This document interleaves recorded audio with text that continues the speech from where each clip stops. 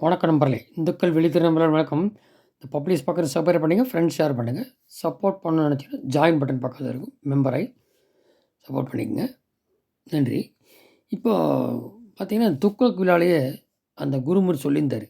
ரஜினிக்காக வர வேண்டிய கேண்டிடேட் அண்ணாமலைன்றது அப்புறமா தெரிஞ்சுக்கிட்டேன், அப்படின்ற மாரி குறிப்பிட்டிருந்தாரு. ஆக்சுவலா அத ஆமோதிக்கிற மாரி ரஜினி, ஆமா எனக்கு நண்பர்லாம் கர்நாடகால இருந்தாங்க. அப்போ வந்து இந்த தமிழகத்து அவர் வந்து அங்க ஐபிஎஸ்ஸா நேர்மையா ஒர்க் பண்ணிட்டுருக்காரு. அவரு ரிசைன் பண்ணும்போது 10 வருஷம் கழிச்சும் அங்க உள்ள மக்களே கண்ணீர் விட்டுருக்காங்க. அந்த அளவுக்கு. அதனால தானே நீ ஒரு 350 ஐபிஎஸ் இருக்கா எல்லாத்தையும் போட்டு ஒரு வேள சாப்பாடு ஓசி சாப்பிட்டுருக்கனா பார்றான்னு கேட்குறாப்படிலாம் திமுக எதிர்த்து அண்ணாமலை. அதான். அதுக்கு அந்த மாரி இருக்கு. நான் அத தான் பார்த்தேன் அப்படிங்கிறாரு. அப்ப சூழ்நிலைங்கிறாரு. சூழ்நிலை என்னன்னு பார்த்தீங்கன்னாக்க, இங்க வந்து அப்படி வரதா இருந்தா இவரு தான் கேண்டிடேட்டா இருந்திருக்கும் ரஜினிக்கு. வரக்கூடாதுக்கு வராம இருந்ததுக்கு காரணம் வந்து ஒரு பக்கம் பலர் சொல்லுவாங்க. அதில ஒரு காரணம் என்ன சொல்றாங்கன்னா, இப்ப இவரு அடிக்கடி ஃபாரின் போவாரு ஸ்டாலின். அவர் 40 வருஷமா ஏதோ பிரச்சனை இருக்கு. ரத்தத்த மாத்தி மாத்தி பண்ணுன்ற மாரிலாம் சொல்றாங்க. இப்ப கசிய விடுறாங்க. அப்ப அது மாரி இருக்கும்போது அவர் வந்து ஒரு வேள ரஜினிட்ட வந்து நான் இந்த 50 வருஷமா அரசியல் இருக்கேன். நீங்க வந்தீங்கன்னா 15% ஓட்டு பிரியும் ரஜினிட்ட. நான் வர முடியாது. இந்த அப்படி கூட ரிக்வெஸ்ட் பண்ணியிருக்கலாம்னு சொல்றாங்க. ஏன்னா அதுக்கேத்த மாரி அண்ணாத்த படம் நடிச்சிட்டு இருந்தாப்படி. கலாநிதி சன் டிவி குரூப்ல. எப்படி என்னன்னு தெரியாது. இப்படி சொல்றது கேள்விப்படுறது. எது உண்மை? அது அப்புறம். என்னால அவர் சொல்ற ஸ்டேட்மெண்ட் என்ன? என்னால வர முடியாத சூழ்நிலை. இந்த கொரோனா ஏதோ காரணம் காட்டினாரு. அவரும் அந்த மாரி உடம்பு சூழ்நிலை. என்ன இந்த மாரி கிட்னி டிரான்ஸ்பிளான்ட் அந்த மாரிலாம் இருக்கும் அவருக்கும். அது மாரி தான் நடிச்சிட்டு இருக்காரு. எல்லாம் பண்றாரு. இந்த ஒரு பக்கம் இருக்கு.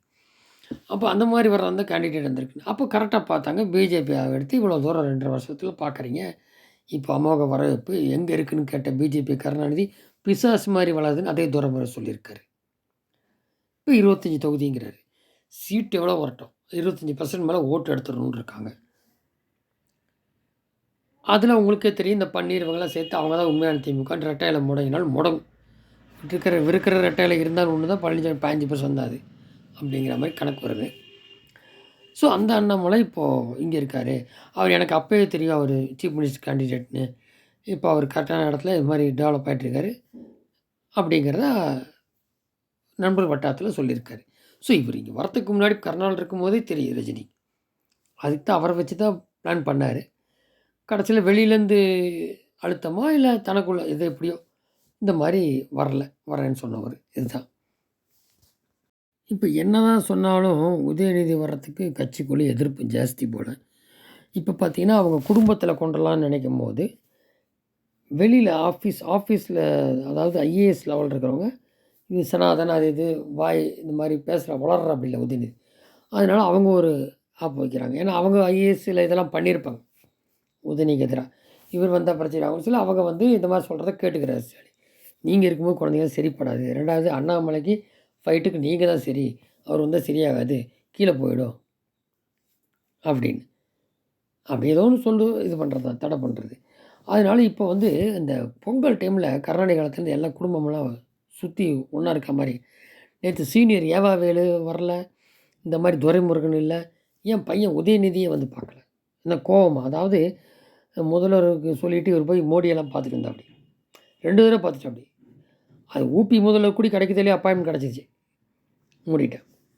அப்படிலாம் சொல்லிட்டு, இப்போ வந்து இந்த உதயநிதி வந்து எனக்கு ஏன் நான் நல்லா தான் அது சொல்லணும்னு அவசியமே இல்ல. ஸ்டாலின் சொல்றாரு. நான் நல்லா தானே இருக்கேன். இப்ப யார் வதந்தி? அதெல்லாம் ஒண்ணு நான் நல்லா தான் இருக்கேன்னு அப்படிங்கிறாரு. அப்ப இந்த பக்கம் ஃபேமிலி பிரஷர். அந்த பக்கம் வேண்டாங்கிறாங்க. IAS side. நீங்களே இருங்க அப்படின்னு. ஏன்னா ஆள்றதே ஐஏஎஸ், ஐபிஎஸ் மாரி தானே இதில. ஸ்டாலின் பெரிய டிசிஷன்லாம் எடுக்கிறதில்லங்கிறாங்க. அப்போ அவங்களுக்கு வசதிய தான் பார்ப்பாங்க. அவர் சொன்னா இவர் கேட்டு. ஏன்னா இவங்கனால ஒண்ணும் முடியாது. அவங்க இருந்தா தான் இவங்க. கட்சிக்காரனுக்கு போய் உட்கார்ந்து என்னத்த தெரியும்? ஐஏஎஸ் சொன்னா தான் செய்ய முடியும். அதான். ஸோ எங்கேயுமே அப்படிதான். பஞ்சாயத்துல எதாவது அதிகாரி இருந்தா அது கேட்டு தான். அது திட்டங்கள் வேணா சொல்லலாமலே எக்ஸிக்யூட் பண்றதெல்லாம் அவங்க தான். தலைமைச் செயலர் அவங்க தான். இது மக்களுக்கா போற பிரதிநிதிகள் அவ்வளோதான். அதில தான் இவ்வளோ தூரம் ஊழல் எல்லாம் மலிஞ்சு கிடக்கு. வேற ஒண்ணும் இல்ல. அது எல்லாமே பண்ணலாம். மோடி இப்போ 9 வருஷமா பண்ணலையா? ஏதாவது சொல்ல முடியுதா? இப்படியே குடும்பத்த சம்பாதிச்சுட்டு இருக்காங்க. அதான் குடும்ப ஆட்சி ஆட்சிய ஒழிக்கணும்னு சொல்லி. இப்ப இந்த கனிமொழி ஃபேக்டரி வருது. ஏன் நம்மள ஒண்ணும் ஒரு லைன்ல கொண்டு வராம பையனை கொண்டுறேன் அப்படி. அப்போ சீனியரு கனிமொழி எல்லாம் அதிருப்தி வருதுங்கிறாங்க. அது என்றைக்கு வேணாலும் இதாகும் ஒரு பக்கம். அதனால இப்போது பலவித ஃபேக்டர்னால இப்போ இல்லைன்னு இவர் வந்து பொங்கலுக்கு முதல்வர் ப்ளஸ் தந்தை பார்க்கல. போய் பார்க்கல. ஆனால் உதயநிதி ஒய்ஃப் போயிருக்காப்படி. ஸோ இது என்னென்னா, ஒரு பக்கம் இவர் ஆக்கல, தன்னை வந்து இது மாதிரி சொல்லலை. அதாவது சேலத்தில் ஏதோ விளையாட்டு இந்த ஒரு மாநாடு நடத்த போகிறாங்களாம்மா இளைஞர் அணி. அதுக்கப்புறம் ஆக்க போகிறாங்க அப்படின்லாம் சொல்லிட்டு இருந்தாங்க இல்லையா? இந்த தீயா கசி விட்டாங்க செய்தியெல்லாம். கடைசியில் பார்த்தீங்கன்னாக்க அவங்க வந்து லாபி பண்ணிட்டாங்க அதிகாரிகள். அதனால இப்போ அதை ஆற போட்டாச்சு. இல்லைன்னா அது வந்தாப்புன்னு வச்சுங்க, ஏற்கனவே வீடியோ போட்டிருக்கோம். அது எப்போ வேணாலும் வெடிக்கும் உள்ள. ஏன்னா அவ்வளோ இது இருக்குது. அப்புறம் தொண்டர்லாம் இன்றைக்கி திமுகவுக்கு ஓட்டு போடுறதே 2ஆம் பட்ச கேள்விக்குறியாது. ஏன்னா யாரும் ஒன்றும் சம்பாதிக்க முடியல, மேல் மட்டும்தான் சம்பாதிச்சுட்டு இருக்க மாதிரி இருக்குன்னு வருது.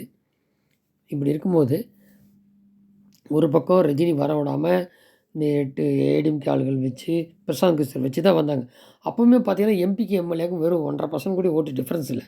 வெறும் 5000 2000 ஒரு 100 50 இப்படிப்பட்ட இதில் தான் ஒரு சீட்டு ஒரு 40 சீட்டில் பார்த்தீங்கன்னாக்க 5000த்தில் கொஞ்சம் 100 200 500 வித்தியாசத்துலாம் சில டிக்கெட்ஸ்கள் வந்திருக்கு. ஏன் துரைமுருகன் 700 சில்லற ஓட்டில் தான் ஜெயிச்சாப்படி. இப்படி தான் வந்திருக்கு. இந்த கரெக்டாக தேமுதிகலாம் இல்லாமல் இருந்தது, இந்த புதிய தமிழ் கிருஷ்ணசாமிலாம் இருந்திருந்தா அப்படின்னா ஒரு வேளை 100 தொகுதிக்குள்ளே பழனிசாமி வந்திருக்கும். இல்லைன்னு சொல்ல முடியாது. ஸோ இவர் ஒரு காரணம். அது அன்கோவான்னு தெரியாது. இந்த மாதிரி எல்லாம் பண்ணி தான் திமுக வர வேண்டியது வந்திருக்கு. விரும்பி ஓட்டு போடல. அதுக்கேற்ற மாதிரி வந்து வாக்குறுதியும் நிறைவேற்றலை. இப்போ அந்த பிரச்சனை பார்த்தீங்க சென்னையிலையும் தென் மாநிலங்கள்லையும். அதனால் முடிஞ்சு போச்சு. நீ உதயநிதி கொண்டாங்க அதிகாரிகளும் சொல்கிறாங்க. கொண்டு வந்தால் இன்னும் நல்லது, திமுகவுக்கு சமாப்தி தான் ஆகும். முடிவு காலம் தான். இல்லாட்டியுமே தான். ஸோ ஒரு பக்கம் எதிர்பார்க்காம டக்குன்னு அண்ணாமலை போட்டு டெவலப் பண்ணிட்டாங்க பிஜேபி. அவன் 2-3% எங்கே இருக்குன்னு கட்சி வர்ற இங்கே இருக்குன்ற மாதிரி ஆகிப்போச்சு. ஏடிஎம்கே எங்கே இருக்குன்னே தெரில. அதனால தான் திமுகவுக்கு வரும். இப்படி போயிட்டுருக்குது. ரஜினி இப்படியும் குறிப்பிட்றாரு. அவர் வந்து ஒரு நேர்மையாக நல்ல கடின உழைப்பாக போட்டு பண்ணியிருக்க வேலை பார்க்குற இடத்துல. அப்போ நமக்கு வர வேண்டிய பிஜேபி வந்தது சரி. இப்படி என்னென்னா ஆகி போச்சுன்னா இப்போ இளைஞர்கள் வராங்க அப்படின்னு சொல்கிறாரு.